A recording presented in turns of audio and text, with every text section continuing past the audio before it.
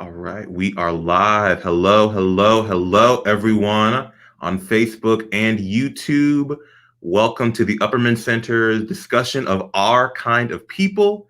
My name is Manuel Lloyd. I am the Cultural Enrichment Programs Coordinator for the Upperman African American Cultural Center, and I am happy to be here. You will not see me outside of this because I'm going to throw it to our amazing panel of Black faculty and staff and visiting professors. I do want to tell you that this is part of the Upperman's, our year is called Sanctuary, the sacredness of Black time, space, place, and people. And we are very excited. Our Kind of People is based off the book by Lawrence Otis Graham, literary author. And it's actually been a text that we in the Upperman Center have talked a lot about. And so when we heard that the show was being made, we were very excited. And then to hear that it was actually being filmed here in Wilmington, North Carolina, we were like, oh, we have to discuss it, because we here at UNC Woke have our own fair share of how do you say, bougie Black folk. So we thought this would be a great discussion. Now I'm not going to lead it because I'm a teeny bit bougie. I'm going to bring in someone who I think exemplifies it just a little bit more. I'm going to bring in my good friend, didn't mean to be solo, Sean Palmer, and our other litany of Black faculty and staff. And they're going to take us on a discussion, a journey. We should probably be done around 7:30, but if it's a good discussion, hang on with us a little bit longer. But yeah, I will turn it over to our director, Mr. Sean Palmer. Sean, take it away. Manny, we want to thank you for all of your hard work in creating and presenting this program together on Our Kind of People. Most of the panelists that you will see tonight, we hope that you will can maintain some connection to, knowing that they are scholars and amazing intellectual giants in their own right.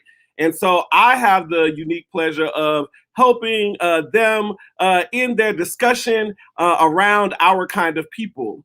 Now, some people might suggest that all of us, given the accoutrements of our education, are our kind of people. And for some, we would be examples of shining Black examples of excellence. And for others, we don't have nearly the amount of wealth that we need to have amassed at this time in order to be the kinds of people who can fly on jets and whatnot. And no matter where your opinion comes tonight, we want to let you know that these are questions that intellectuals and academicians have been asking since the dawn of slavery, and prior to that as well. So tonight, I would like to introduce you to the chair of our Africana Studies Department, Dr. Emmanuel Harris. I'd like to introduce you to our artist in residence, Dr. Kaia Shivers, and one of the newest hires in our sociology department, Dr. Candice C Robinson. We think all of us got a few credentials around bougie Blackness, and all of us are lacking some of the most important things, the capital. So we want to talk about the capital as well as just bouginess. So we're just going to start out with just allowing people to tell you a little bit about both who they are and their expectations of the show. So I'm going to start with Dr. Harris and as chair of the department. And then Dr. Harris, can you tell us a little bit about your background and what your expectations of Our Kind of People were like? What was it like for you? Of course. Good evening. And thank you, Professor Palmer, for allowing me to take part in tonight's event. I'm a little bit surprised that I would be even included in the same phrase as bougie, because I am an employee of the state. I've been known to drive rather than fly, and walk more than drive. So for my impressions, I didn't have a whole lot of expectations coming in, because I'm not familiar with the book, unfortunately.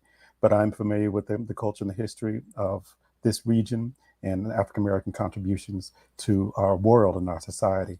And so the short answer would be, again, I'm happy to be here. I'm looking forward to the comments and questions, but I celebrate and bask in the images that were put forth, because as you all know, that's not something we see often in television. Thank you, Dr. Harris. We're going to move over to Dr. Kaia Shivers. Tell us a little bit about who you are, who your people is, as they say, and a little bit about what your expectations were for the show. Well, starting with that is such a how do you want to say it, a way in which people mark class. Who are you and who your people is, right? Which we did see in the show. But yes, I am Dr. Kaia Nyambi Shivers. I'm visiting. I am an NYU professor, and a lot of my focus is on how people of the African diaspora reimagine and reconstruct their identities through media. And my expectations of the show, I don't know if I necessarily had expectations, but I would say that there's an aesthetic that I did see in the show, that I, in terms of the drama, the family drama, and the dramatics of it.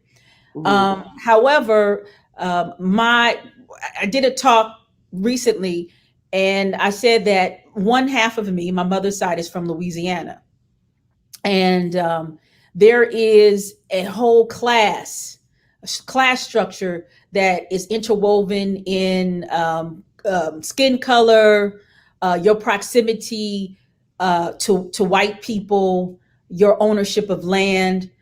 When you were in labor, what did you do? That carried on to the city that I was raised in, Los Angeles. And the access when people came from Louisiana and then they moved to Los Angeles, the access they had to those government state jobs that Dr. Harris talked about, and how long these people had them, and the access they had to unions and the union protections. So I was looking at it through that lens of the show, like how much of that, because this is a Hollywood, even though it was filmed in Wilmington, this is a Hollywood production. I was, interested to see what type of research went into how well these societies are reflected. So I'll go more into that and what that looks like. Thank you, Dr. Shivers. Now we want to introduce to you Dr. Candice C Robinson. I know that this is your area of expertise. So we are excited to hear from you, Dr. Robinson. So tell us a little bit about who you are, who your people is, and what your thoughts of the show are. Well, I'm super excited to be here. It's definitely my homecoming or coming out of being part of UNCW, and a great way to kind of come out is to have a show that shows my expertise in, very interesting ways. I guess I'll give a little background of me first. I'm originally from St. Louis, Missouri, with roots in Georgia and Alabama. Tuskegee, Alabama, to be specific. And I went to Hampton University to get my bachelor's degree, which, if you read the book, Our Kind of People, is one of them schools that check marks you off in a particular way. And that's where I discovered that it's a school that checks marks you off in a particular way. Sean mentioned capital, economic capital, but there's also these social and cultural capital aspects of the Black middle class and Black elite. Most of the people that I'm interested in engaging with and studying are solidly Black middle class. However, with some connections to the Black elite, like we see in Our Kind of People. I think one of the things that I was expecting in the show was for them to get every single last thing wrong. My bar was so low for this show that I was just like, let me go ahead and watch, because I know everybody and their mama and cousin gonna ask me what are my thoughts on this show. And I was pleasantly surprised, but I guess we'll get into that a little bit more. My research, I just finished my dissertation this summer. I look at the National Urban League in particular, but I look at contributions of the Black middle class and the Black elite on social movements. One of the questions we consistently ask is, why ain't the bougie Blacks doing enough? They got money. Why ain't they supporting people in the hood? And you'd be surprised at the type of stuff that people are actually doing. And, it may not be enough, but it's unfair to say they're doing nothing. So we'll talk more about how that pops up in the show, I'm sure. I love that you kind of pushed us already in a particular way. I actually want us to kind of maybe think about the ways in which we might define wealth and class, kind of just starting off. So in my mind, I think we know, like, Black folk have short hands of these kinds of things, right? The bourgeoisie, as indicated by W.E.B. Du Bois, was a group of African Americans who believed kind of in pulling up they were given privileges, many times because of complexion, and their approximations to whiteness, because they were the they were the master's children or their master's grandchildren. And so they had access to go, they could go to some of these schools, right? And then they were expected to come back and help lift up Black folk out of their communities. So some would say that like the ability to be kind of a community activist or a community leader in some ways with education as a part of your parcel makes you kind of a part of the new Negro movement. But that's very different than saying you're bougie, right? Like that you like Prada and Gucci and like you live a particular lifestyle that says that speaks to excess, which seems to be a demarcation for class in America.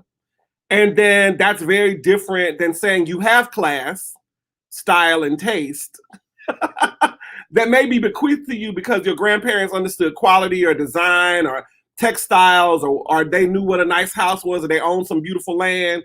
And so I'm interested in how each of you might define these things so our audience will know that sometimes like wealth, class, and what we might call bourgeois pursuits are all very different variables. Or maybe they're the same in your mind.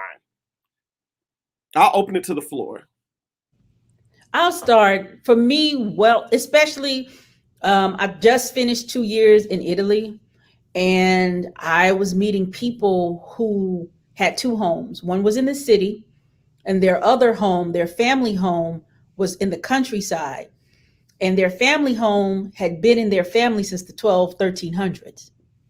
And so I think in the United States, there's a misconception of what being wealthy is versus what being rich is. And, you know, in Italy, wearing Prada and Gucci is just like wearing Levi's and Converse and Chuck Taylors out here. You know, so I think us understanding the visual accoutrements of wealth are, to me, seeped in this capitalistic idealism that we have. So in America, in my opinion, wealth, my working definition that I'm going to use for wealth is at least 5 generations of land ownership that has allowed you to leverage that land, to have access to capital, to have access to politics, and be able to change the culture or in some way have influence of culture. And I'm not talking about hip hop. You know what I'm saying? You know, music, right? Culture, agriculture, you know, there's many different types of culture, right? And so that's my working definition I'm going to use and that is because America was founded on stealing land. America was founded on stealing land. America's wealth was on Black folk working the land. And so land, in my definition, becomes the core of wealth, what wealth looks like.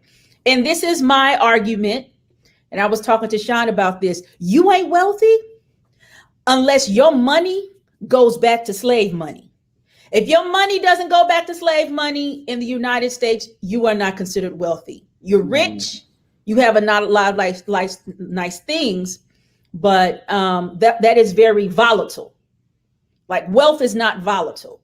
A lot of Black people, our money, right, is generational. Like our grandparents might have had something, our parents might have something. We don't have anything, but we don't have anything to leverage that in order to get cash. All right. Dr. Cole, I was going to ask Dr. Robinson, do you want to try to, I know you want to expand, so help us, give us more. I want to expand and make it more specific all at the same time. I think there's a lot going on when we talk about class dynamics with African Americans, especially with middle class and elites. So I think Dr. Shivers is bringing up this point of the extremely wealthy who we often don't see. These are the people who, with the economic downturns that we've seen over the past 20 years, you know, they lost some money, but they're still, you know, all right, as opposed to those of us who may have been just one generation into having land or one generation having access or education. And most of my research, I base the Black middle class and Black elite off of a bachelor's degree or a bachelor's degree. Do you own a business? What type of occupation you're in? Because sometimes the money is a little funny around Black communities. However, there's still the cultural and social capital that people are able to maintain generation after generation. I always think of the examples of someone with the last name Rockefeller. They may be the Professor Rockefeller who doesn't have nearly as much money as one of their cousins who has continued to have the money, but they still have the capital to leverage that name. And I think in a lot of Black circles, if you're able to leverage the names of being a member of the Lynx or Jack and Jiller or vacationing in Oak Bluffs, you're able to enter different spaces with the hope to gain some of this wealth for generations and generations and generations. And I love that Dr. Shivers is studying this, because we spend so much time talking about the Black working class and poor, as we should. And we should also pay attention to those in the elite spaces as well, to remind everyone, Black people and white folk alike, that Black people do come from some Black folks come from elite backgrounds too. And it's important to acknowledge. I think when you're thinking about this idea of Prada and people being super fancy, think about the opening scene. And this is where I bring stuff back in while making it bigger, right? But I think about the opening scene with the family when they're flying into, I don't know anybody's names yet, so Morris Chestnut's family, right, when they're playing, and the daughter is like, oh, look at me, look at what I'm wearing. And the mom's like, we don't do that.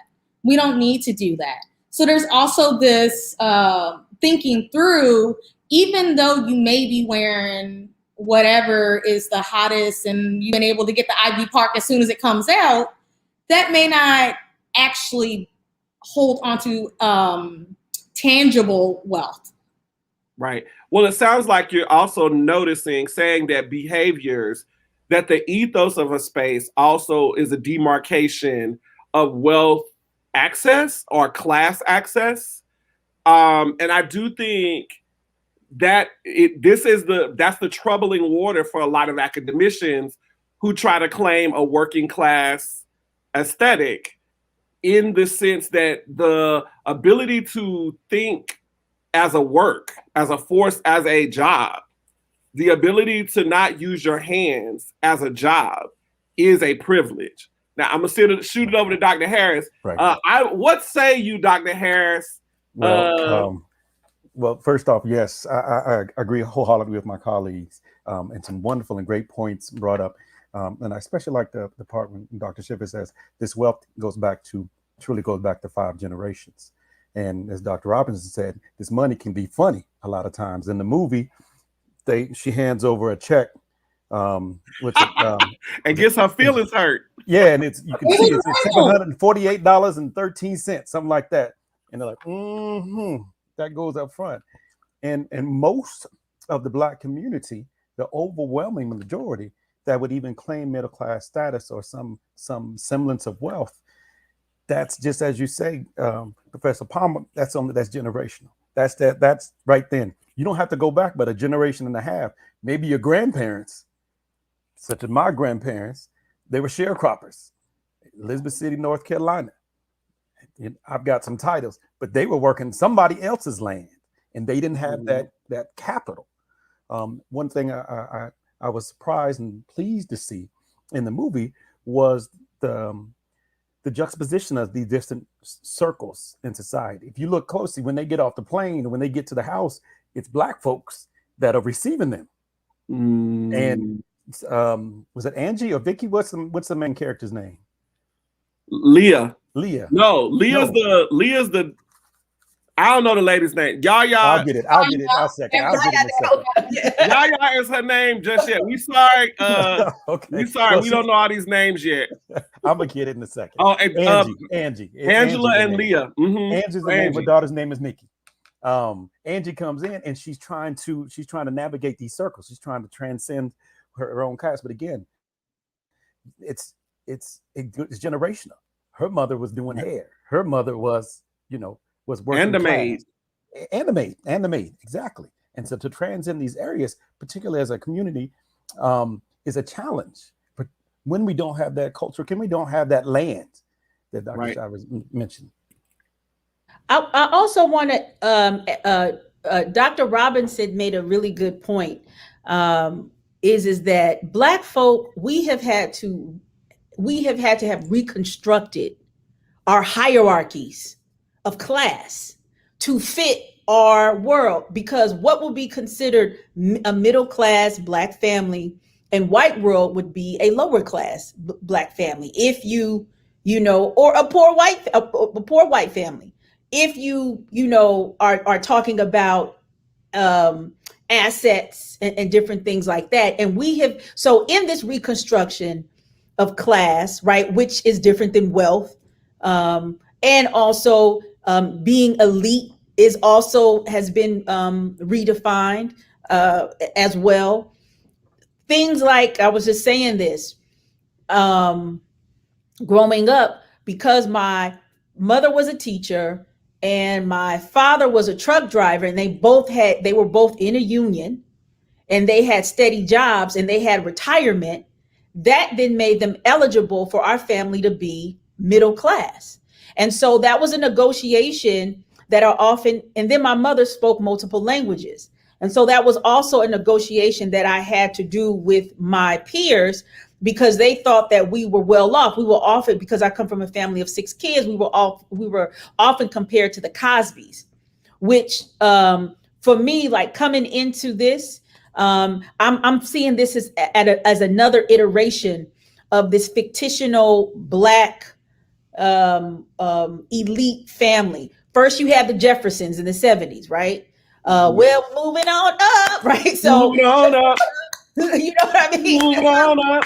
Hey, right? And then you had the Cosbys, you know, in the 80s, right? And then you have like these little, so this to me is this whole trajectory in movie and film to kind of to present this inspirational or aspirational Black family, like you too can be this, you know, if you blah blah blah blah blah. So I think that also falls in line with that. Well, what's so interesting is that when you mention that, when you start walking through the visual dynamics of of like film and movies, there was a whole era of Black movies after kind of this gangster flick era that left out everybody that wasn't rich until Tyler Perry came on the scene and decided to complicate it, right? You got Best Man and Inkwell, and like we had a whole realm of movies that were just about Black bougie folk, right? And then you got, and now you really have, we're in an era that does have Black shows around Black women and Black men and Black couples, and it's assumed that everybody's in the show that is college educated, right? So in some realm, like even though they're not like I think about a show like Insecure, like some of those characters could be connected to some of these Black characters that Karen Gist is trying to build in her show. Some of them would be strivers, like an Issa Rae might be a striver, but for sure the cousin, her friend who is a lawyer in Insecure, might be seen as a dark-skinned upper-class woman. We hadn't even talked about complexion yet, because somebody's gonna be like, why he mentioned complexion? In my mind, I do think that the show gets complexion wrong. And like, I do think it's a major concern, because the show then doesn't show the connectedness between this white proximity and what we name as Black excellence, both for Angela and for Leah's family. And so I'm interested for you, like, do you see the show as being honest about Black middle class and upper middle class circles? Or do you see in the first episode, did you struggle with its presentation in terms of how they were going about creating this society? Maybe that's a question for Candice. I was going to start, but it's such a heavy question. I don't know which part of it I want to grab first, because actually I'm teaching colorism this week in my race class. So we're going to talk about this, and at the same time, that film Passing that's coming out on Netflix. The trailer for that came out this week, and people are talking about, what's this? Can they actually pass? What is passing? So I'm going to veer off a little bit, then come back. It makes us think about kind of, you know how when people tweet and stuff, they say, if you know, you know. What this show does is it really brings up the fact that a lot of people don't know, and a lot of people aren't necessarily exposed, which is, another benefit of having this conversation. But bringing it back to complexion, it really does ignore the fact of how important complexion plays into the story. In the first couple pages of Our Kind of People, the book, if anyone hasn't had a chance to read it, and hopefully, maybe we can get some people together to read it together. But Lawrence Otis Graham says that his grandmother used to fuss at him for being out in the sunlight too long as a 6-year-old, because you don't want to get dark like the rest of them. And your hair is too kinky. You need to make sure that your hair is straighter. So I think there's a lot of dynamics that the show, in trying to be inclusive and showing excellence, is also getting wrong by not also showing very fair-skinned African Americans. And I know the extras are probably folks from Wilmington, but even the extras, you don't see that many people who are fair-skinned with straight hair, and it's something that I wonder how many people may push up against. I think I pushed up against it, not because I think I'm on the I'm on the browner version of light skin, but just because of living in that world, knowing like Du Bois is not dark, y'all. Like, we just, and like the scope of the trope of the tragic mulatto comes out of a body of writing by Black women who are trying to make sense of all of these masters' kids at the turn of the century, trying to figure out what does it mean to be a light-skinned, one-drop African American in the turn of the 20th century, right? Like, and so I do think I'm interested in how the thing is going to handle, Our Kind of People is going to handle the concern of complexion and even the paperback test as a part of this conceptual framework, because I don't think you can do this without talking about it. Dr. Shivers, what are your thoughts? I would say, I don't know if I want to say that that Our Kind of People is dishonest. I think it's historically narrow. I think I'll use that phrase. Or maybe it's a history reimagined. I don't know. But you can't come out of a legacy of being Black in this country where they would hang fine-tooth combs on the doors of the churches. And if the comb caught, if a kink caught in that comb, you can't go in, right? And so this is all connected to Black people's not only access to money and power and land, but also them keeping the money and power and land. Because what we know is that there were brown-skinned Black folk and other Black folk who were actually securing land and starting banks, but all these things were burned down and neutralized, in post-Reconstruction America. So I would say it's more historically narrow as well. I thought it was very, so one of the things I would say, I don't know if it's necessarily they got right, but I thought it was very interesting that the patriarch has a daughter, and the daughter and the patriarch are fighting over power. No, I mean, it's interesting, but I would say the Black elites are more patriarchal than I would say there's more space in terms of gender and what you do, but in terms of passing on power and money, I would say it's more rooted in patriarchy, and the men, controlling it, in my opinion. And then also I wanted to say too about, in terms of that specific area. So we're talking about, I said, that's very interesting. We're talking about the Boston area, and there's no people from Cape Verde that's a part of this script. Cape Verdeans have been in that area for a very long time. As well, there has been what we would call a Black elite class that has been roughly in that area since the 1700s. And these are children of white planters coming from Barbados and relocating in that area when Barbados shuts down as a slave colony. This is where W.E.B. Du Bois comes from. This is the community he comes out of there. These families still exist, and probably some of the few remaining families that still hold land in the Boston area. So I know. This is what I do know about Hollywood, and I know about Black shows. They're severely underfunded. And when they are underfunded, you have to decide where the money goes. And often the money does not go into a researcher. The money does not go into bringing in scholars, experts, and historians to kind of break down things, or somebody to talk about the nuances of class. I think they did not have that. But they'll put money into shiny things, making it look like, you know what I mean? So I The would aesthetics. the aesthetics. Oh, Yeah. the aesthetics, because I think in some ways the aesthetics were right, but the aesthetics are wrong. And maybe this is me with this, negotiating, So let me tell you this: in Louisiana, there were a group of a group of Black people, and this is people in my family too. My grandmother tells this story a lot. She said that it got so hard for Black people in Louisiana, regardless of what your color is, because that one drop rule, if they found out that you had any type of Black ancestry, you were earmarked as a lower citizen. And so she always talked about, she had two uncles who were very fair skinned. And that's because their father was Italian, their mother was African Black woman, enslaved woman. They moved somewhere she doesn't know.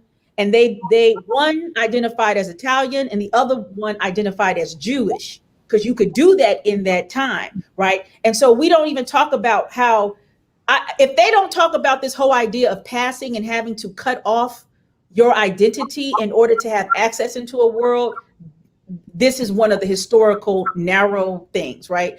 But in LA, there is a group called Passe la Blanc. Passe la Blanc is a secret collective of white phenotypically looking people who have Black ancestry, who relocated from the Louisiana, Mississippi, Texas area to California and passed as white, and marry amongst themselves and share resources amongst themselves in order to have access. That is a real actual thing. So the colorism thing is very important. Yeah. No, I was going to say, coming up in a family where we had members who could pass as well, it was those of our family members who chose not to pass was because there was a certain kind of Garveyite-ism living, in terms of like, because there was a thought that like, how can we be our kind of people? How can we support Black communities if we are passing, right? So again, like, there's also a shame and in giving up the race in order to pass. And I think Harlem Renaissance literature that will point that out might be Jean Toomer's Cane, of course, but like we've also talked about Quicksand in Passing by Nella Larson, but like there are Plum Bun, right? So like there are several texts that talk through this notion of passing as a possibility. And we don't often, I think you're right, Dr. Shivers, we do not think about passing as a challenge in Black communities, as a shame, because you almost give up a part of the community in order to do this. But I also don't think we have an understanding of the magnitude of biracial, multiracial, light-skinned African Americans that would have been existing in 1900 than in 2021. I wonder if other colleagues, what other things are kind of, do you see that show getting right in terms of framing middle class, and what would be the one thing you'd be like, Karen girl, this is what you need to do next if you're gonna do this right? Before I answer that question, I'm gonna jump right in. Dr. Chivers brought up the point about the patriarchal aspect of the relationships that are happening. But if you catch it in one of the first scenes, Morris Chestnut wife asks Yaya, is your husband here? So there's also the expectation that everybody is in a heterosexual relationship. And this, spoiler alert, this kind of pops up with the daughter already, and it'll be interesting to see where it goes. One thing I wanted to backtrack a little bit is we're still in the first episode. So we're quite not sure if someone brings it up, or if someone mentions it, or if someone dives into it a little bit more. We really don't know the background of, let's say, Lance Gross's family. Maybe his family is Cape Verdean and we just don't know yet. So even though my bar is incredibly low, I still try to be very hopeful in what the show can do, and hopefully it'll get more seasons so it can do more. And I'm gonna throw it at someone else while I think through what else does the show need to do. Y'all are harsh. Y'all are harsh. You want it all and a bag of chips. Yes. For me, I'm coming at it going, I'm seeing black people on TV. I'm seeing dark skin. I'm seeing big hair, big bodies, thin bodies. So I'm loving it. I'm loving it. And Dr. Robinson, kind of with you, my bar obviously was not set too high because that aesthetic, I'm going, okay, we got the aesthetic. And if we start analyzing and really breaking it down, that's when some of the cracks might expose themselves.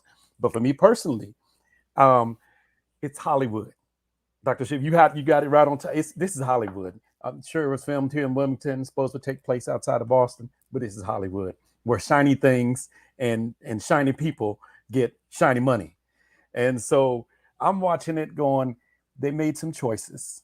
They chose to focus on things. Anytime you do a representation, instead of, let's say, even with a documentary, but anytime you have a script, you're gonna choose to highlight certain things, and certain things are gonna be left out. And to me, like I said, I'm just happy to see black folks on television, and we saw black on black love. I mean, there's affection. Sure, there's a lot of emotion going on, intrigue, backstabbing, and family drama. But we also saw black people together, and they did hint on that same-sex relationship. They did hint on that, and it's still black love. And to see that on the screen, I celebrate that. So, but I feel you. I do understand. No, we hear.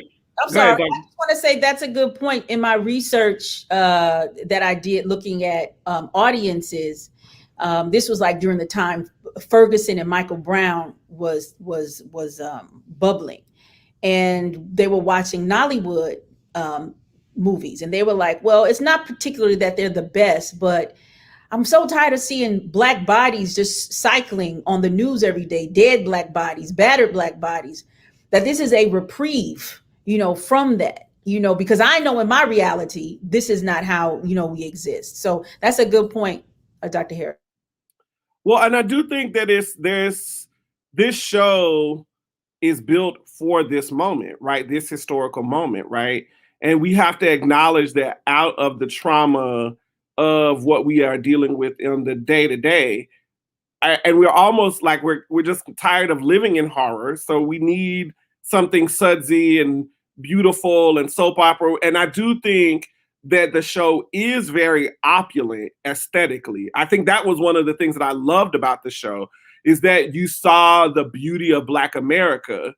But I think for me, like looking at it, it was also like, but like I know these people, right? My grandma went to Hampton. I went to CAU. I went to Duke. I know these Black folk. I do. And so it's an interesting piece to say. It's an interesting way to think through it. I even love, Dr. Robinson, you brought up the notion of Black shade. And I really want to talk about that for just a second. I would love for us to just kind of have a discussion about the beauty in which Black people speak in levels of double consciousness that every audience might not be catching when they watch the show. And I give my pretense. I'll give you my card of thunder. I really do believe that this show is not written for white audiences, at least in the first show, because it's not explaining anything. It's not like, it's just, you got to know to see the shade. Like most people would not have known that when they asked about her being married, when Leah was asked about her being married, that was an intrusive question that I would call national Negro geography, that begins national Negro geography, right? Like, where'd you go to school and what happened next? And then tell me about this and da-da-da-da-da. And so I would love to talk about some of what other things you saw as beautifully shady that like, you'd be like, I didn't see that happen in Black community spaces. I think one of the things that is very interesting is the stories around Black secret societies that's popping up, because in conversations with some of my colleagues and when I was trying to kind of explain the show a little bit, they were just like, no, And these are predominantly white colleagues. They were just like, no, I don't understand. That sounds like a cult. I'm confused. And it's like, you see, that's not quite what's happening. And the show has even pulled out for me to figure out, how do I explain this to white people? Because I wonder in the Fox comments, Fox TV show comments, what people are saying, like, can someone explain to me what's happening? What's the secret society? What's Invictus? Why are they repeating this thing? Why does everybody know it? And I know on Twitter, people are like, oh, that's Invictus. I definitely know that. So I think that's one of the double speaks, is Invictus is one of those things that pops up with secret societies that you're supposed to know. I think also when Angela, Yaya's character, is like, go ahead and nominate me to be a member of this. And her friend's like, well, that's not really how it works. And it makes me think about, no, that's not really how it works. You ain't even been there a whole week, and you're already trying to be part of something that has a longer history. We also, one of the things that the show does a very interesting and well thing is relationships between Black women. So you see Morris Chestnut's wife, I'm going to learn her name, also Leah. Hope starter, Leah. She is talking to her mother-in-law, and her mother-in-law is referencing her mother and how her mother did these events in a particular way. And the last thing I'll comment before I let someone else talk is, oh no, and I think I lost it, and it was so good too. One of the things that urban leaguers often say is they party with a purpose. So what you see is the first night that Angela's there, she's at a party that has a purpose. And then there's these other events that are a little bit more secretive. It's not as shown for everybody to know, because you're not supposed to show this glamorous side of your life. You're supposed to be making sure whatever you're doing has some sort of connection to helping the broader Black community. Yeah, I want to talk about that, but did anybody have a thought about the shadiness of the show and the double speak, double consciousness that they saw before I move to really help? I want Dr. Robinson to broaden her thoughts. So, no, I can go? Okay, here we go. So the show does, so we hear early in the show that one of the characters uses the term activist in white gloves to describe ways Black, and we know that white gloves really mean Black women. Like, so we need to know that we need to name the gender right here. And so she's naming Black upper class, elite, middle class, or I don't know, I got to put all these air quotes behind it, right? For impact, for greater social change, for financial means. Now, I am paying attention to the world. So like, I know today that AKA nationally raised $2.5 million for HBCUs today as a collective organization. And so I'm interested in what organizations do you see reflecting this activist in white glove perspective, either historically or in other parts of the world that maybe Black America needs to pick up on? I think for me, I'm a lot more generous and kind in the way that Dr. Harris is to the show. I'm a lot more kind to organizations that do multiple things and can do multiple things. While this is my area, I also have to shout out Dr. Tanisha Ford, who is currently writing on specifically Molly Moon, who was a Black woman philanthropist and helped create the Urban League Guild, as well as Tyrone Freeman, who wrote about Madam C.J. Walker and her philanthropy of giving as well. So there's this long history of trying to figure out, what do we mean by activists? Does activist have to be someone in the street? Does activist have to be someone who is marching?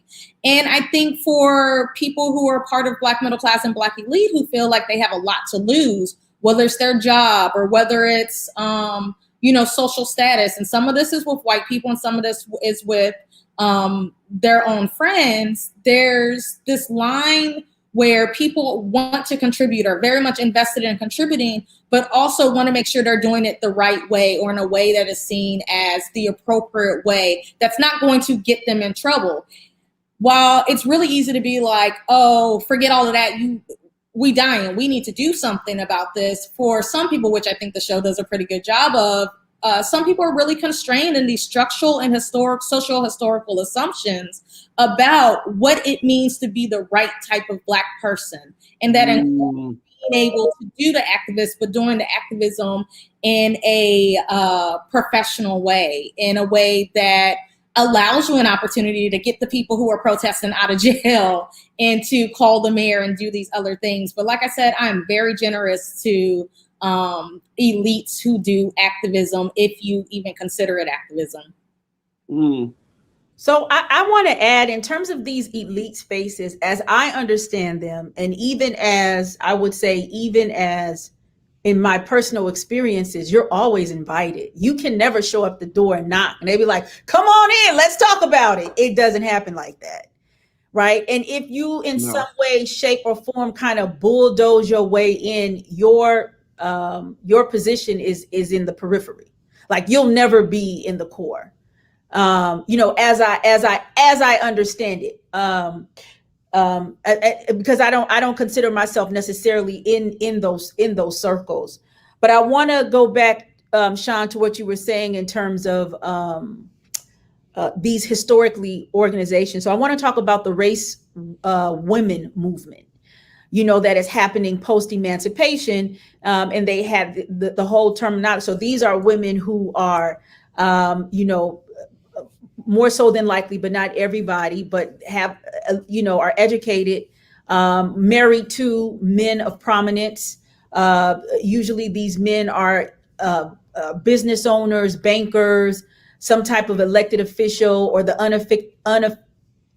unofficial elected mayors of towns. These are the pastors of churches.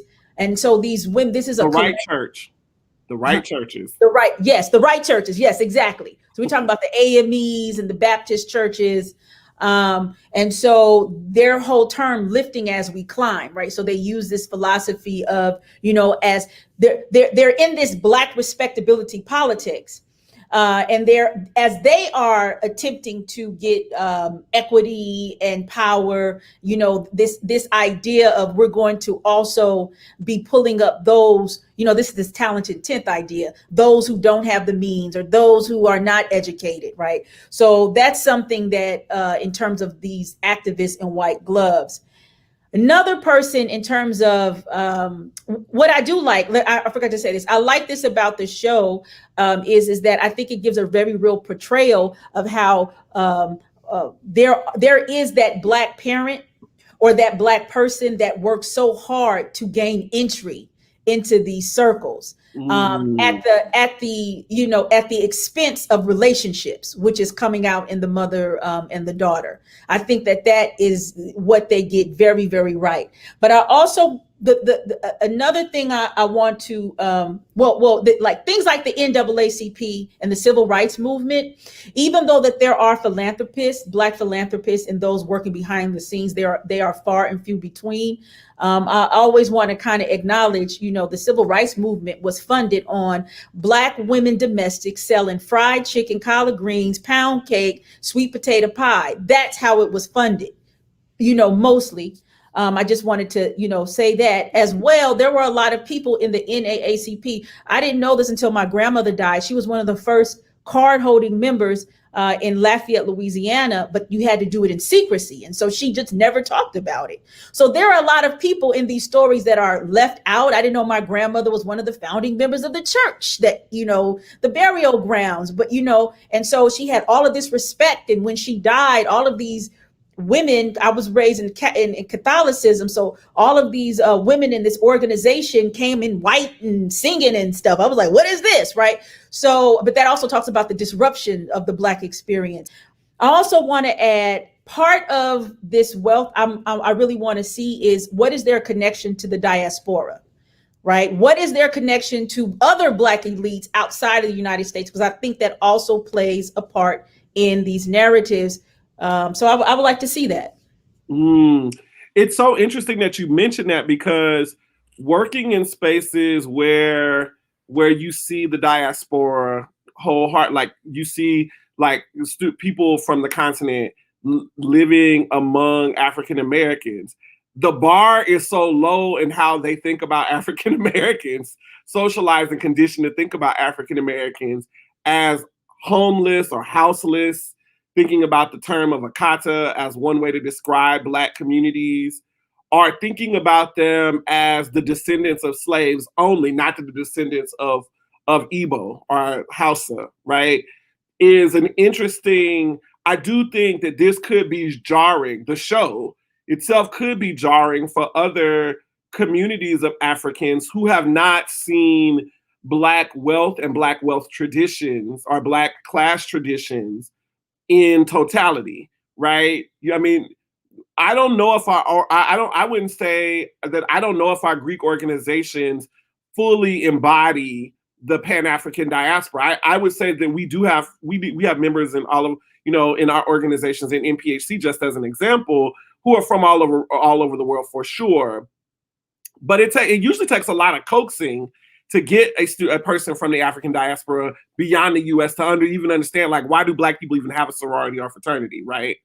So thinking about like Jack and Jill and the Lynx and Girlfriends and the Boulay and the 100, like thinking about those organizations that we know exist in Black America, it does lead me to two questions, and maybe Dr. Harris, you can tackle these two questions. One, do white people need to know about Black organizations? And two, do Black people who don't need to know about these organizations need to know that they exist? What is the benefit of them knowing that they exist? So I'm gonna just give a real short answer: no and yes. We need to know all we can about our story and our history and our people and the contributions we made and the strivings that we are undergoing, and that is independent of what white America or white culture says or does. Is pause. One thing I do want to just kind of emphasize too is you had gone back earlier about the audience for this particular production, and let's remember that this is one episode. Dr. Robinson touched on it. This is just the first episode, and that's what I found kind of surprising. That and Professor Palmer, you mentioned it. There's not a lot of explanation going on. They just jump in, and you see these secret societies. You see this movement between the extreme wealth and this quest for climbing and the quest for power, and there's no explanation. And in fact, if you're paying attention to the dialogue, you really have to, okay, where is this taking place? Where exactly are they? And none of the organizations are given. You mentioned Jack and Jill. You mentioned they're not given names, but in the Black community, you can like, oh, I know what they're trying to get to. I know what they're talking about. I know what's going on there. So there's, just like you said, the double consciousness and the subtleties. And we mentioned a lot of terms that Du Bois has popularized in souls of Black folk, that we as a people, double consciousness, the talented 10th, the brown paper bag. This is code. This is shorthand for a lot of things that communicate to stuff that folks that know and the folks that should know. Maybe let's think about Wilmington just for a few seconds. We know that this beautifully affluent Black community that was in Reconstruction, one generation removed from slavery. We know that there were Black folk who had been enslaved, but after the Emancipation Proclamation and fighting for their own freedom, that they began to own businesses and accumulate wealth like none other here in the city of Wilmington. And they developed mutual aid societies, churches, schools. All of that happened here in Wilmington. Some historians suggested that if that would have lasted, this might be the Sag Harbor of the South. This might be the Atlanta of Black middle class communities. Is the reason that we're secret because folk don't need to know and that keeps Black folks safe? Is that why we don't go behind the veil, Dr. Robinson? Or are there other reasons why Black bougie people want you to know all their business? I mean, I think part of it is absolutely a safety thing. I think about my grandmother, who often would be, when I decided to go natural, I have afro. She was not having it at all. She was like, your hair needs to be straight. When you go I'm thinking about Monique in the bonnet conversation, if you all recall. Love it, love it. Commenting about, when you go into the airport, you need to dress in a particular way. And that's something my grandmother used to tell me all the time, because for her, growing up in Alabama, she wanted to make sure that she looked a certain way or was able to gain access. And it was a safety to be able to blend in or not to make any waves. So my grandmother's part of the reason why I, give a little bit more space to people who believe in these things, because I think for a lot of people, it is fear. I know I'm by no means the most radical person, but when my mom got on Facebook, she was like, "You're the most radical person I've seen. You need to stop that. They're going to have an FBI file on you." And I was like, well, it's okay. Like, it'll be fine.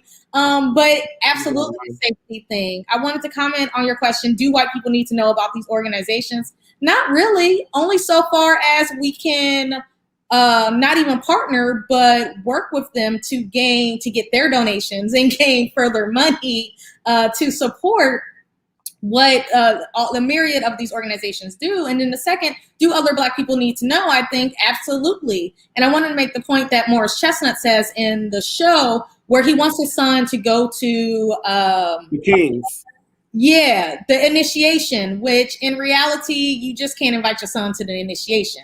But he really wants his son to go to initiation because he feels as though he wants him to see Black people in positions of power. And he makes this comment that other Black folks had to wait till they saw Obama to see Black folks in power. He says, I didn't have to wait. I don't want you to have to wait to see another Black president to see Black folks in power. So it's incredibly important for Black people to know about these organizations. I think my last point on this, when I went to Hampton and as I continue on in spaces, people say, I didn't know about HBCUs. I know it's different now, but people were like, I didn't know about HBCUs. I didn't know that was an option. Whereas in my family, it was you going to college, you going to an HBCU. There was very, very few options. And that's because of what I was exposed to very early on. So yes, absolutely, more Black people need to know about these in a way that does not cause further rift, because I think in this moves past this topic, but I think a lot of Black people, it's not jealousy. I would never call it jealousy, but there is a yearning for this. So why didn't I know before now? Yes. Dr. Shivers, what are your thoughts? Where do black folk need to be hidden and behind the veil to be safe, given the history of Wilmington, or should we take our flyers and be like, come join us at the links? What are we doing in your world? I think we've always operated with the veil. I mean, that's part of our survival. So I think culturally that is ours. But the question of should white people know? I think the question is, do white people even care? You know what I'm saying? I mean, because just as much as we have these organizations, there is, I mean, a lot of these are coming out of refusal of these societies of trying to get entry into the white ones, right? So, right. You make your own. Yeah, so you make your own, like the Masons, even like the AME Church, is created, being excluded from the Methodist Church, and yep, we got lots of denominations that pop up that are what we might call silk stocking or educated denominations that pop up. Absolutely. So go ahead. So I just wanted to say, so a lot of these organizations are responses to white supremacy and racism in this country. I think what happened, however, in this journey, what becomes, in my opinion, I hate this word problematic, but what becomes the issue, I got to find another word than problematic. We done wore that one out. We need to bury that one. What becomes the issue is when these organizations are serving to keep the white establishment in power by perhaps mocking this establishment and seeing this establishment as being the superior model to behave as or operate in. That's when it becomes an issue. And I wanted to add, I do know this, there actually is an emerging number of Black diasporans going into sororities and fraternities and Jack and Jill societies.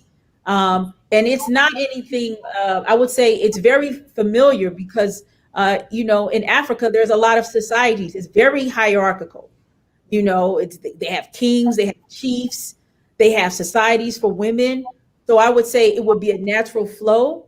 However, this is where the issue, in my opinion, comes in. I think a lot of joining these Greek organizations is not seen as maybe the traditional idea of brotherhood and sisterhood and uplifting the race, but more having access into a Black world in order to gain more access into In the white world. in the white world, right? So I think Yeah. two different ways. Yeah. No, I do. I love that you have pointed that out, Dr. Shivers. We do have a question. I like Jean's question, but I think because it does ask us to think a bit more about the class dynamics intra-class dynamics around Black folk. Her question is, how do you think those in lower income Black community might respond to these images of wealth, opulence, and power in the show? I'm interested because I think, like when she mentioned the question, it makes me think of hip hop. But I have a thought. But I'll let you all. I want to hear from my guests. Professor Palmer, I want to hear your thoughts. Go ahead. Go ahead. Because you have a valid and enlightened perspective. Well, I think that I think that to suggest that African Americans who've lived generationally serving wealthy white folk don't have a sense of wealth, opulence, and power up close already is to ignore the service class that many of us are children of, right? Our grandchildren of, right? So that's the first thing. And so for Black folk, Black folk know opulence. They know how to be. They know, we got all the books on it. You can't out bougie Black people. You really can't. And to be fair, some of our modern day responses are to the Black respectability politics that we've been raised in, right? And it doesn't take very long to get to those Black respectability politics. All you gotta do is go to a Black church and if I say patent leather shoes, every Black girl knows about patent leather shoes. If I say a Martin Luther King haircut, everybody knows what that is in terms of a Black boy. So again, there is an assumption in the analysis that Black folk have never seen wealth, right? That's one problem. The other problem with the concern is that much of Black hip hop is about opulence. Much of Black hip hop is about wealth generation and getting to the money. I'm trying to get to the money. All of that, from whether you're talking, Trick Daddy back in my day, or Outkast, or Jay-Z, or City Girls, or Trina, most of our rappers are talking through wealth. The challenge with the show, and which I think is a juxtaposition, is that this is a different way of getting to the money. And I actually think it makes white audiences more uncomfortable than Black audiences. I think Black audiences want to know what they don't know. And I'm thinking about today, I was at a funeral today for one of the women who had passed on in AKA, and the women were doing their ceremony. And it reminded when I was thinking about Kaia, Dr. Shivers talking about the ceremony experience. But Black folk in the audience were multi-class, right? We were from different variety places. And so they knew, they were like, oh, well, the AKs are in there doing the little ceremony. That's what Black folks said, they little ceremony, right? And what we know is that it was both a respect, but because we weren't gonna walk in there and be like, what y'all doing over here singing, right? But we also were gonna shade it in our own way because it's our way of saying, oh, I don't belong, right? So this does, to me, on some level, go back to a very much the Spike Lee class analysis that he makes in School Days that we see in A Different World, right? That there are some Black folk who want to belong, and then there are some Black folk who that ain't my thing. I belong in another way. Yeah, so a couple thoughts. I would be remiss if I did not bring up that my sorority, Zeta Phi Beta Sorority Incorporated, Okay. started a chapter in Liberia in the 1940s. So there was already the first African-American fraternity or sorority to do such a thing. So there's already this long history within a global diasporic aspect. Now, details on all the things they did and what their feelings are, I don't have that data, but I did want to make a note that, we have expanded and continue to expand. The other note I wanted to make along this idea of what happens with who gets to see the stories that appear is being mindful that on one hand, for a lot of people, this is the first time they're being exposed to this type of Black excellence. But what Professor Palmer brings up is that on the other hand, people know, they just may not want to be a part. And the last point that I wanted to bring up is the responsibility of organizations that are shown in the show and in real life that that sit in between Black working class communities and Black elite communities, as well as sit in between Black communities with white communities. The National Urban League, for example, sits between all of these communities. And one thing I talk about in my dissertation is if you go to a National Urban League conference, white people flock to have access to Black working class communities, that they think this is the way that they're going to be able to help the Black community. So in doing that, Black organizations have even more of a responsibility, and Black shows like this have a large responsibility to still be a little protective of our communities to make sure that they are not being exploited. I would like to, that's a good point. Well, Liberia being quote unquote a colony of the United States, is who is being initiated? Is it the Black folk that moved to Liberia that are being initiated, or is it the native Africans? But you say the Garveyites are not? Yeah, exactly. So but you made an excellent point. A lot of these people who we consider, how do I want to say this?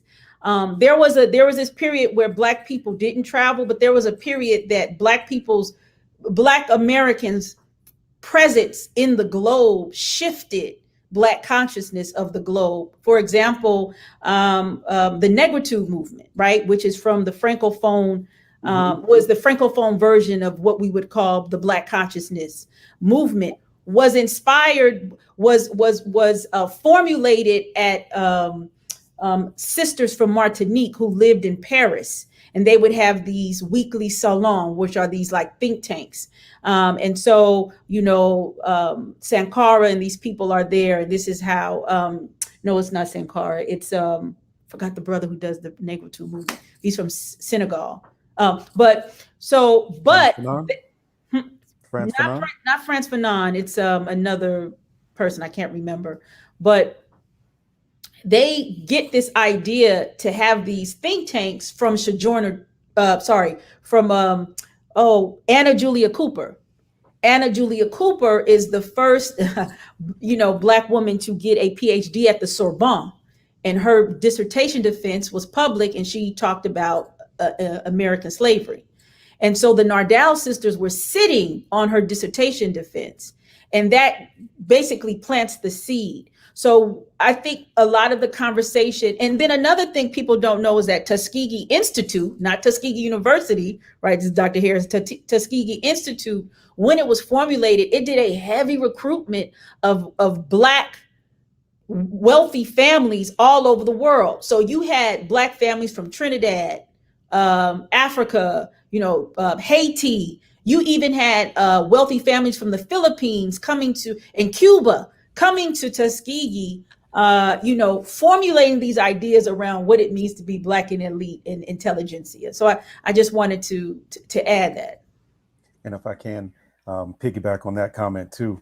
So I was raised on Tuskegee's philosophy. My father went to Tuskegee, worked he went to the old school, Tuskegee Institute.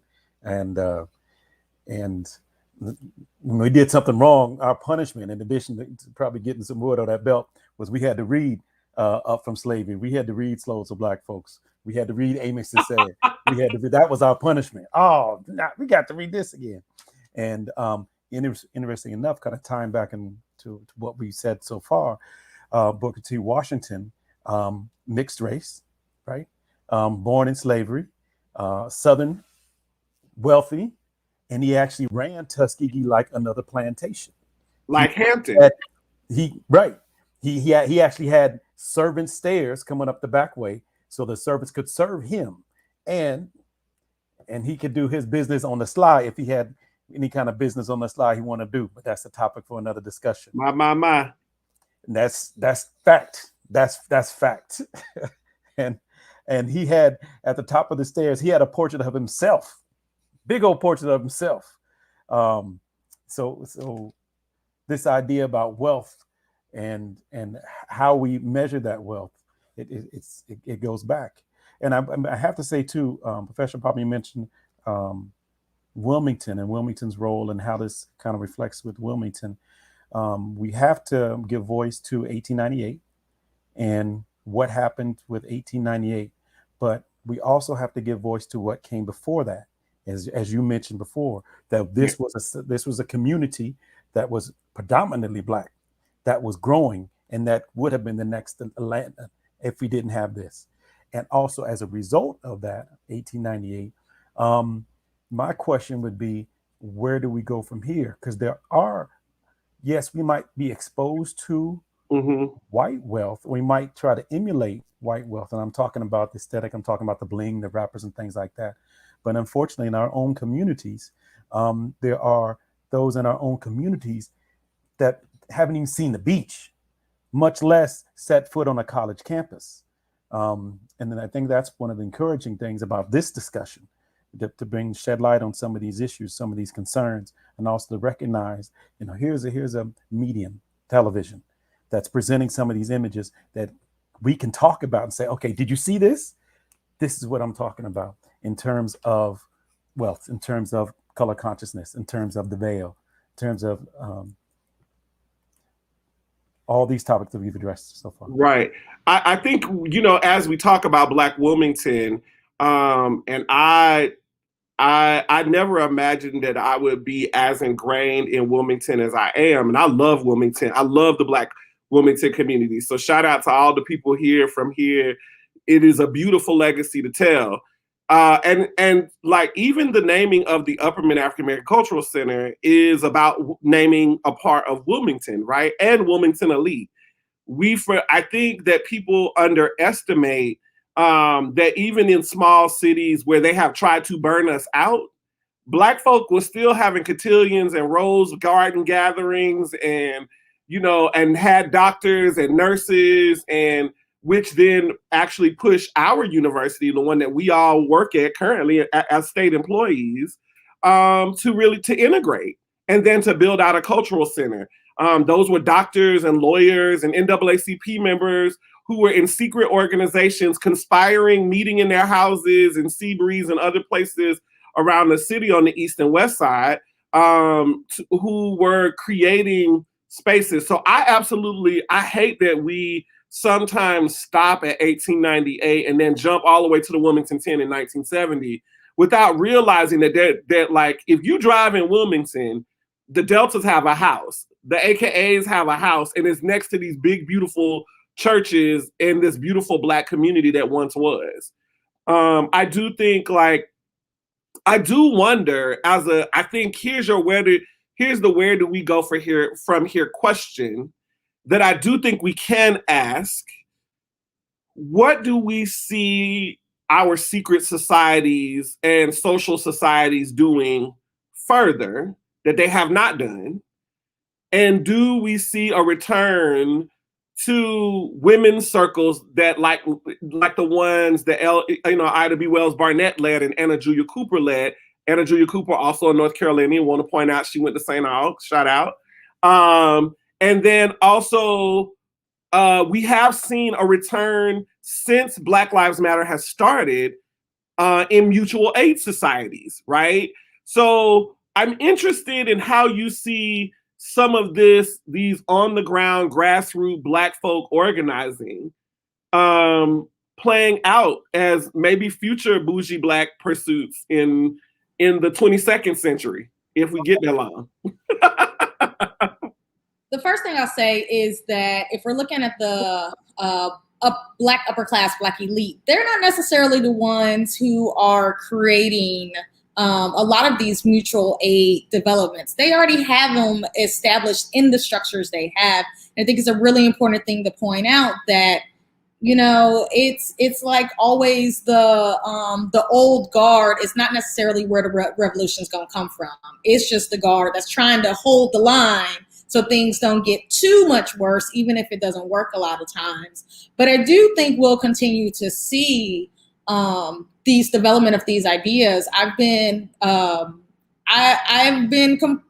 loved my students so far, especially my students of color, who already are pushing questions in ways that I didn't do as an undergrad, even though I thought that I was, but they are pushing them way more than I was. And I think as we continue to see Black women in particular, but Black women and Black men continue to increase in their college attainment, we'll continue to see the development of this, because colleges allow an opportunity for the most part, like-minded young African Americans to come together in ways that they may not have thought of before, and then continue to build. When we think about the Student Nonviolent Coordinating Committee, SNCC, it comes out of being young Black college students who were not exposed to one another prior, but was able to come together and build something out. So I think it's only on the up and up, especially at UNCW's campus, from what I can see from these students.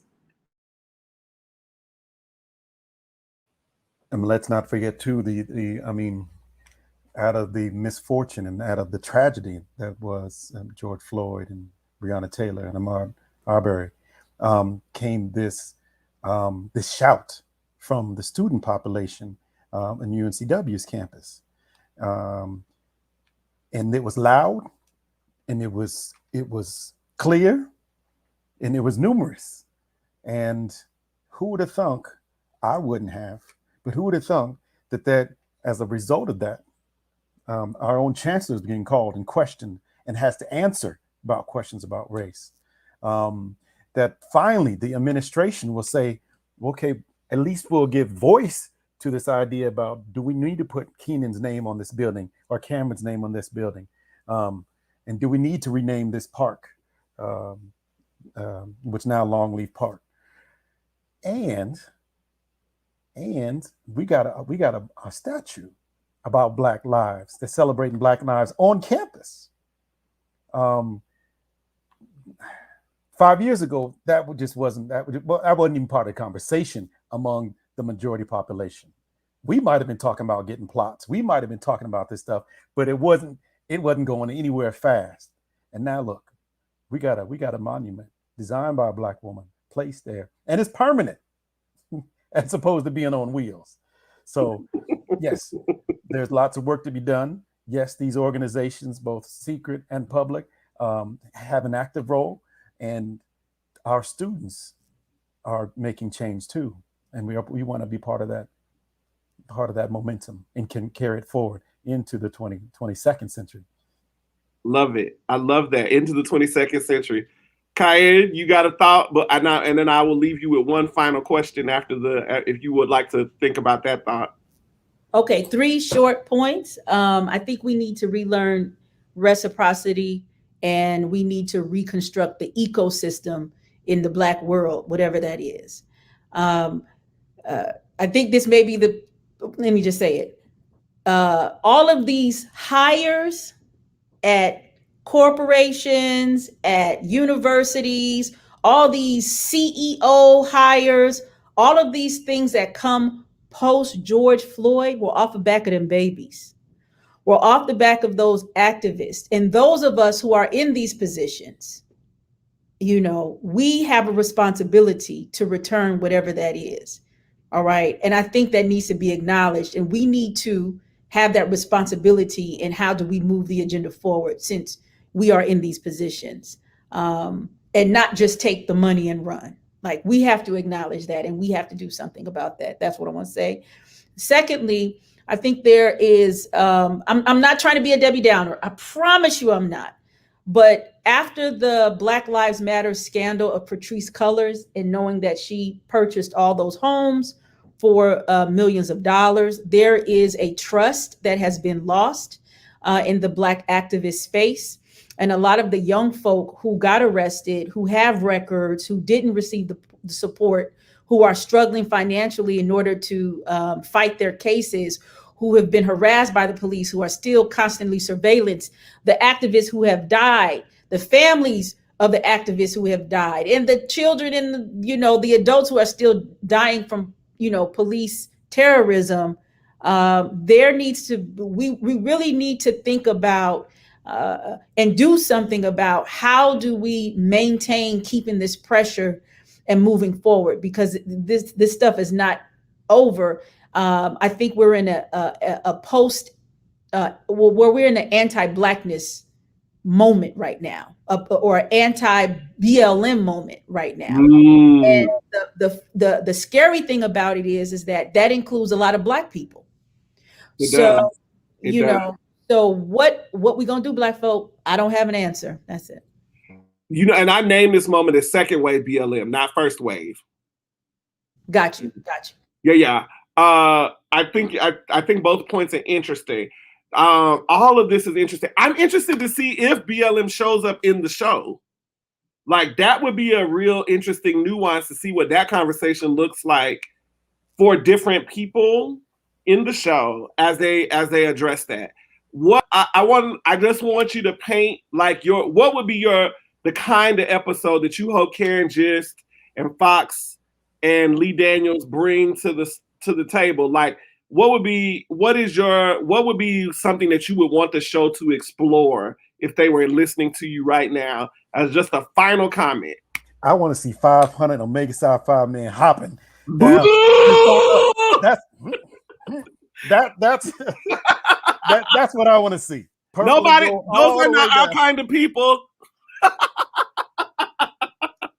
I would like to see a gorgeous debutante ball without it being too much drama with it, a la Beyonce when she did Black is King. Black is King, yes. Beyonce when she did Black is King, but showing it in this context and hopefully not too much drama surrounding it and just beautiful young Black women. Well, because Greenleaf tried to do a debutante ball, but it was a hot mess, right? Do you remember, Dr. Robinson? You can turn your mic back on.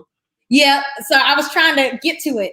Yeah, and I just don't want that. Oh, and them trying to decide between HBCUs and PWIs for the younger students. It's got to happen. That conversation has to happen, right? I hope it's done well, because when it pops up on Twitter every 3 weeks, it's a hot mess. Well, what did you think of Queen Sugar's treatment of it when the light-skinned daughter's son went to Dillard? I think he went, Xavier. I stopped watching Queen Sugar and you just called me out, so I don't know.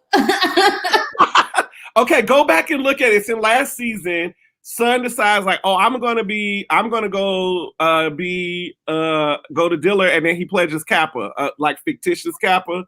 But his dad is apparently in another organization, and they didn't tell. So it's a very interesting set of episodes about where they thought he should go to Harvard. And he ends up he didn't even end up at Morehouse, right? A name brand HBCU, so to speak. Well, if I can jump in just real quick on a serious note, I would love to see some more, and I think Dr. Shiver, you mentioned it. I'd love to see some more discussion, explicit discussion about the diaspora and making that connection. I think there's a gap, an understanding, a knowledge gap between the audience and what they're portraying. And I would love if someone to just sit down and just drop some knowledge and making these connections about these different communities and how we've come to be where we are today. Well, I think that's great. I think the show is I think when they had the new Pope, who is now, Olivia Pope's daddy, who's now on the show, he kind of gave you a little insight into like how they might address the rest of us, because he wasn't cussing out his door, he's cussing the rest of us out about like how power understood. Right, Dr. Shivers? No, I'm wrong. I thought I was back in Scandal when he started talking. Yeah. I was like, he still is stuck in the Scandal character. I would just like, for me, I like a good story. If it's fantastical, I don't have any problems with it. beginning of what do you call these series always sometimes are kind of slow at it. So I'm just really interested to see how they evolve with it. So I would like to see those 500 Omega men. What is it? I let me tell you, I told Dr. Harris this story, and I'm gonna share it with y'all. My father was a I'm gonna share it because I'm part of the Me Find Me. I'm the only Me Find Me on here, okay? And if you ain't black, you don't know what I'm talking about. But my father was an All-American football player, went to Southern University, and being in sports, the natural thing was that you pledged Omega. His brother, who was at the time, I think he was in the NFL, whatever, told him, "Oh, be a Mason and do, go through the Greek organizations." But my father, he said, when he came in, they asked him to do something that he disagreed with, and he actually ended up getting into a fight with the Omegas on campus. This is in the 60s. This is in the late 60s. So my father, being the Leo he is, he said, "Yeah, well, while those guys were hazing, I was sleeping with all their girlfriends." Mess. So that's the kind of mess that you can see on Our Kind of People. I want that scandal. That's what I want. I want some of them babies to pop up. Okay, sorry. Well, I think they got tons of little babies and secret little black kids. Although I think Facebook, Twitter, and social media would probably handle this fairly quickly than the show. I think my dream for my hope for the show is that they tighten up the writing. Yes. I think in an age where we have access to like Insecure and Queen Sugar and David Makes Man, I realize the need for it to look. It feels a little like and here's the thing, and we can talk about this later. Y'all gonna be mad. I actually like Tyler Perry, but like Tyler, look at y'all. So the alpha likes Tyler Perry. But I like Tyler Perry because for me, Tyler Perry is the first time I saw a black woman have a fat black woman, a heavyset black woman have a love interest, right? And it was the first time I saw multi-classed families. Now, agreed, like it's toxic. I know. I see Fred Holding talking mess, but again, like I have a thought about this. We can talk about it later. But in the story development that I do think like we could all talk through Tyler Perry's work. Like he needs stronger writing in those rooms to do some of the stories he's doing. And I feel like one place that I would want Our Kind of People to tighten up is their storytelling. You can't tell it all in 10 minutes with 255 commercials.